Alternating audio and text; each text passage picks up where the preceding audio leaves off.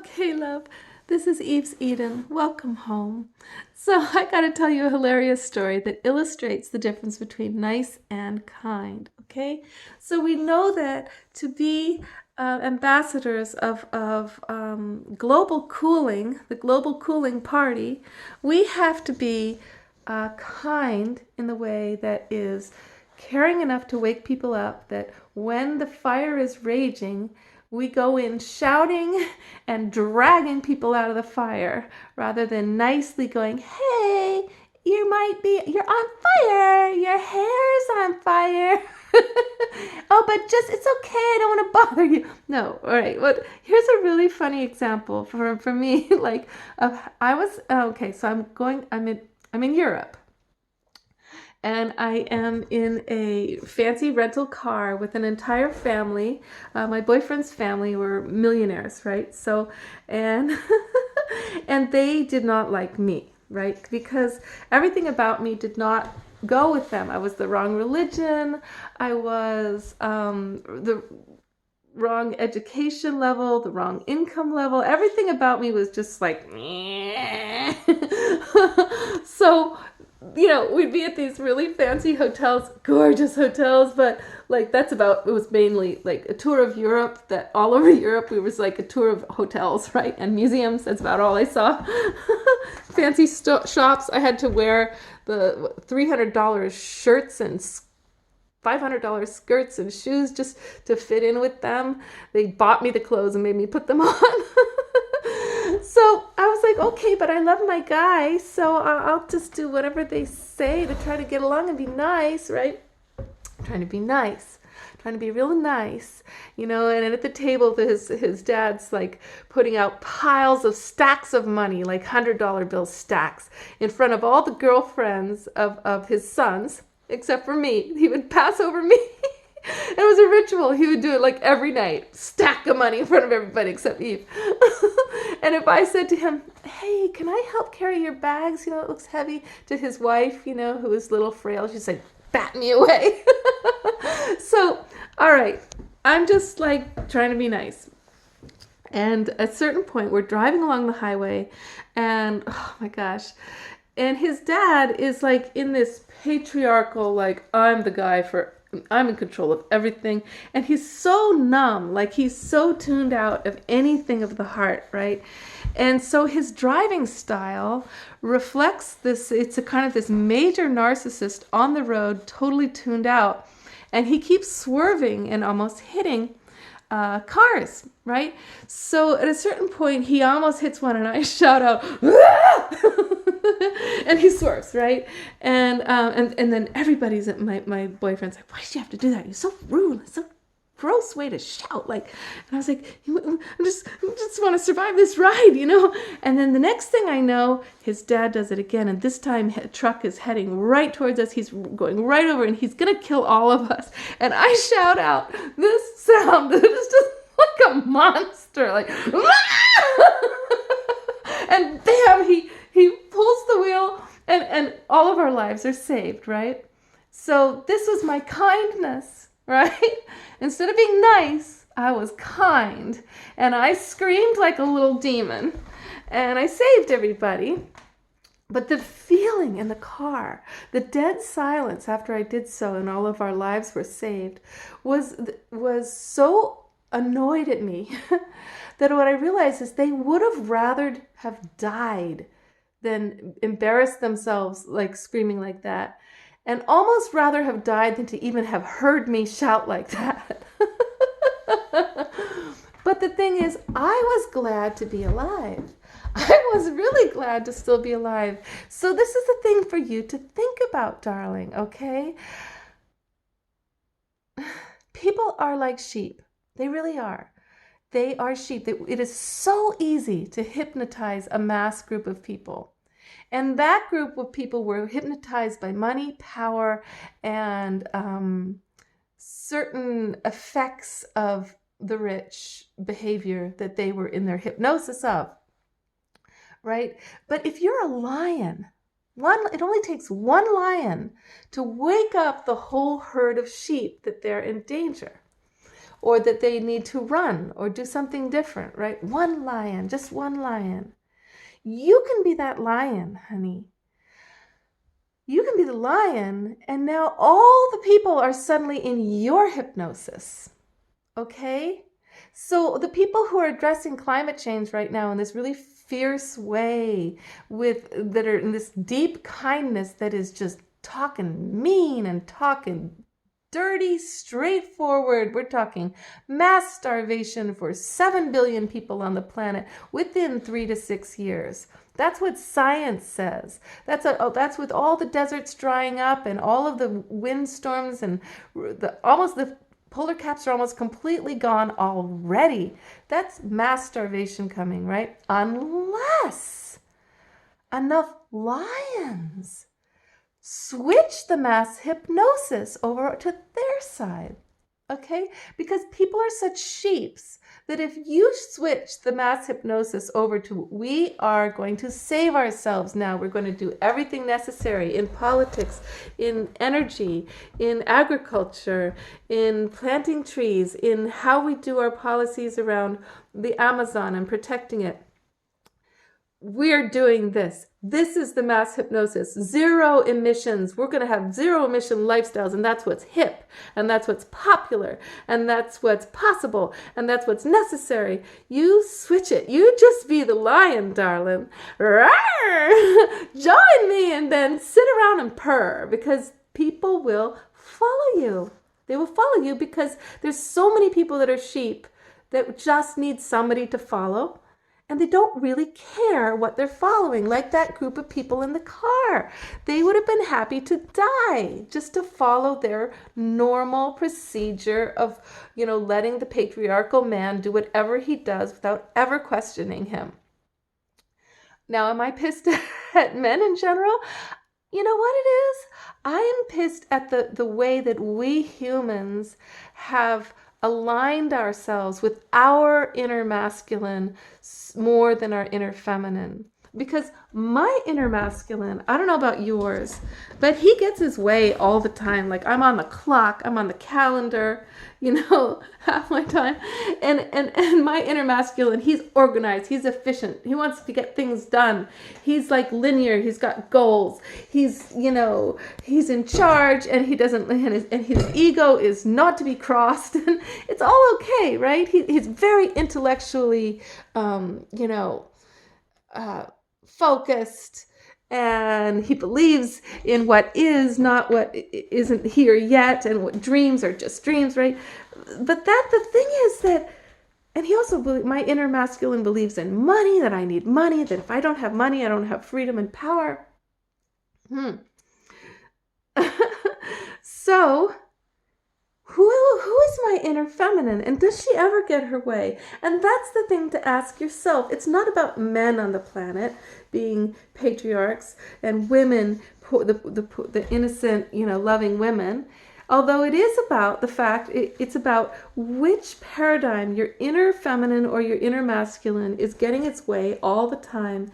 And if the inner masculine does not center around anything but power or money, then he's hollow without the feminine, right? Who is my feminine? My feminine is heartfelt. Love is at the center, not power or money. My feminine is mystical. She's circular. She sees the whole picture all at once. She does not care about getting anywhere. She's about being here now.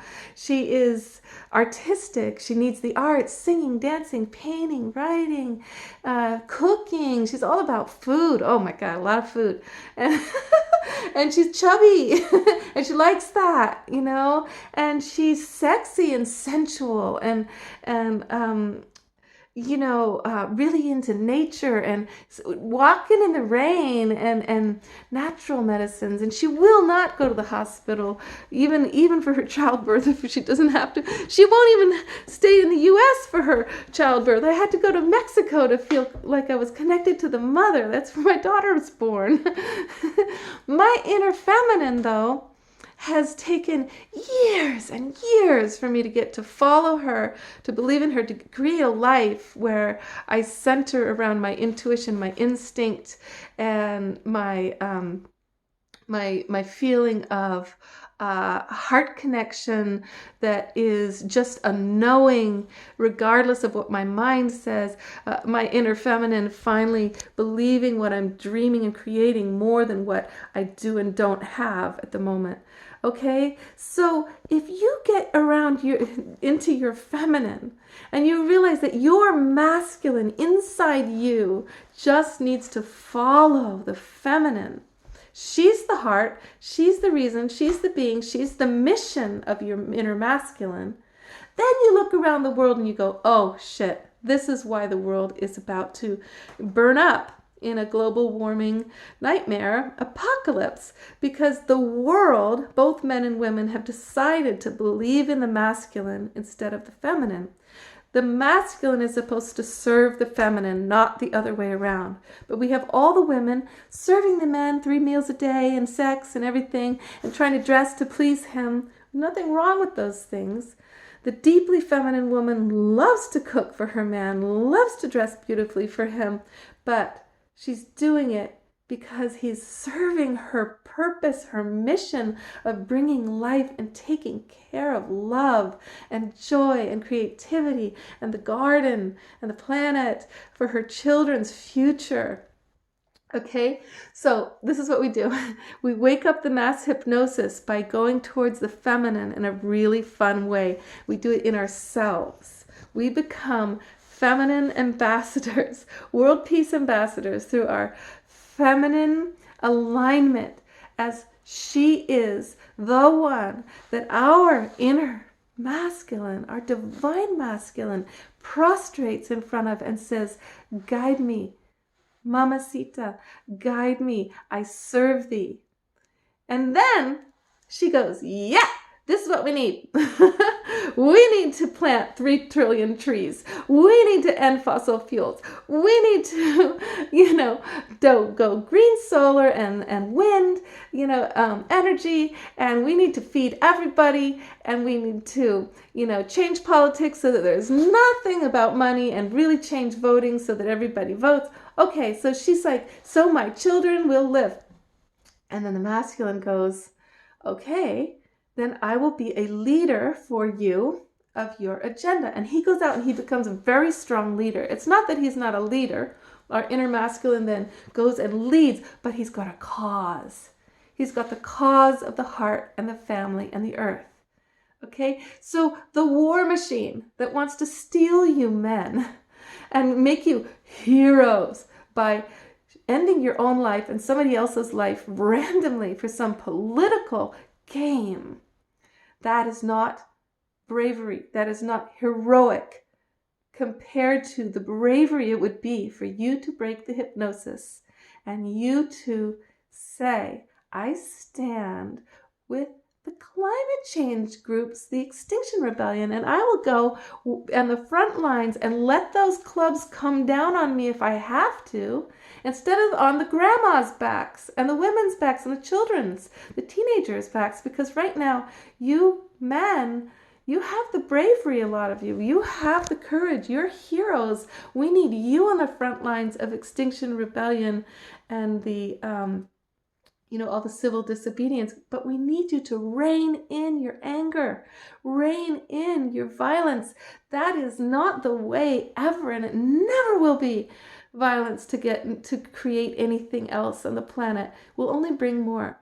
But your conscious evocation of your inner hero to serve the feminine divine. Oh my goodness, this is true heroism, and we need you now more than ever, guys. We need you now more than ever, okay? To create peace on earth, we have to be really active. Now, not everybody can go out in the streets and do that and be arrested, and we don't need everybody to. Like I was saying in my last video, you only need a few lions compared to all the sheep. The sheep will follow. But we need you to follow your dharma So if your skill is as a chef, do a chef show that includes wisdom about climate change. If you're a gardener, then plant more trees than ever and educate people about the climate and the biodiversity of plants we need to bring back. All we need to do is each take the Dharma we've been given, which is different from each other, and all of us apply it towards this moment in time, okay, where we can listen. If we're gonna make it as a species, it's going to be amazing. Because what will have to happen and is happening is going to happen, just like it's going to be so profoundly different than what it has been, and so beautiful and so connected and so wise and so interrelated. This is going to be a utopia on Earth. Because if it's an apocalypse and it goes the other way, it's a hell. Well, it's not going to last very long because nothing will be done, and it will only be a matter of a number of years, and it will all just incinerate. And then the planet will be happy. She will have kicked us all off for bad behavior. So the only way to survive is to go in the utopia direction. Utopia direction. Whoa. and is this even realistic? Listen. If you think about your friends and mean gossip and how untrue that gossip is and how bad you feel about it afterwards, and then you think about the times when you speak well of each other and how that in the end ends up being an understatement because people are amazing, right? We have never given love a chance. We have never really given love a chance. We've been feeding that war machine, letting all those huge mechanisms of mass destruction take every penny we have in the U.S. so that there's nothing left to feed anybody with, or go to have health care, or have education, or have beautiful towns. We just got lines of highways, great, with another McDonald's. Gosh, we've never given love a chance. So the love that would create beauty and would create art and would fund the arts and would create jobs that people love and education that is available to everyone and would let those men out of prison, because we're missing all of their talents. We are missing out on these brilliant people put in there for what? Smoking pot? Doing nothing that anybody else hasn't done, and just making it so that they don't have a vote. We're missing all those brilliant people. They're going to come out, right? We're going to let them out. We're going to change the whole jail system and the whole way we punish instead of, rehabilitate drug users. So what'll happen to all the Republicans who hate the way I'm talking and who really, really don't believe a woman should have a right to her body or anyways? Well, let them secede the Union. Let all the Republicans have their own little, world where they can have God's only a man and women can't vote even. Like, why don't they can take away all the women's rights to their bodies, and the women can let their men, rule them. And if that's what they want, they can have it in their own little country. And they can have weapons of those automatic weapons. They can all kill each other in their schools, and they can just take turns killing each other's children. I know, I'm being really brutal, but listen, nobody needs more than a little something for their self-protection. Nobody needs those mass weapons of destruction. But if they feel they do, if they really do, why not just let them have their own little country? And stop fighting with each other. Let them have their religion that dictates women's bodies. Let them have that. Let them say that marriage can only be between men and women and no one else. And then let the gay people out of there. Let everybody else who wants to have an inclusive life that that is in harmony with nature. And if those people want to believe there's no such thing as global warming, let them have a little city of oil plants and pollution right over their heads. They can have it all they want. Sure. And they can even have Trump as their dictator for the rest of their lives. As long as the weapons of mass destruction do not exist. So we all have to defund those. We have to debunk them. We have to stop feeding the lie that we need more and more of those. I'm on a rant, honey. But I haven't talked to you in so long, and I've had all these thoughts going on in my head. And look, the reason I haven't talked to you in so long is because look at this. I'm on my adventure. The house is almost empty. I'm here in the middle of the night, still cleaning. It's taking me forever. All right. So this is it. This is the night. This is your time in life, okay? You're creating your own country. You're creating your own state. You are the lion. The sheep are going to follow you because you're brave enough and wild enough to say it all. You know, my girlfriend said to me, Eve, how can you do these videos? She says, I'm afraid that someday everything will get so bad that you know, they'll come after people like us and they'll put us in jail for being radical, you know, like in other countries where all women have to do is talk about educating girls, and that's enough to put a teacher in prison for the rest of her life for teaching girls the alphabet. That's how sad it is in certain places of the world, you know. Excuse me. Well, she said, so Eve, you know, and you put a video out, it's out there forever. Excuse me. It doesn't really ever go away. And I said to her, look, I'm willing to die for the things that I put out. The reasons I put out what I put out on these videos is that I don't want to have gifts that I knew could have helped people and not have given them because I was afraid I would be tortured someday, or I would be put in jail, or, you know, rounded up. And what? I'm going to die someday anyway. I want to die having known I gave everything I could have possibly given that I had. And you may think, Eve, you're crazy. What do you think you're giving? You're giving a rant in the middle of the night? It's going to save the world. Okay, well, maybe not just me alone in my little kitchen, my empty kitchen. No, it's all of us giving rants. And the more we do it, the more open we are about the same topics, then that's what happens. So I'm giving you more freedom, more license. I'm giving you more permission by me doing it first, you know, okay? So to say what you need to say, really say it. I mean, I have to give our flea bag of a big baby in diapers president, you know, credit for openly raiding the cookie jar, basically, and basically saying, you know, yeah, everybody, I'm gonna tell everybody to just help me get elected by, you know, doing illegal things, right? But the thing is, he does it more and more openly to make it more and more okay. Well, listen, it's kind of working for him, right? So let's do that too. Let's just be more and more open and honest about the fact that we humans are about to die, all of us, of mass starvation, unless we address climate disaster.